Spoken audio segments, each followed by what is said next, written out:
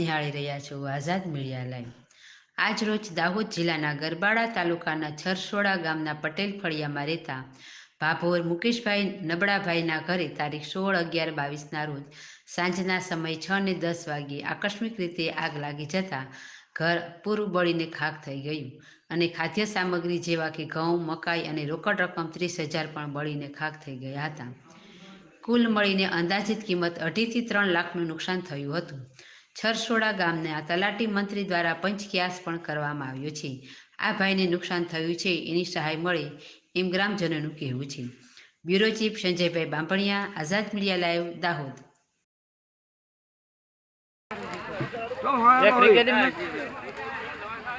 પતી જાય તે આદમી છે તો ખાઈ માણસ હતા એનું મારું હારું મળી જાય મારું હારું ડકાઈ કાઢલું બધું રૂપિયા લઈને અમે થાક્યા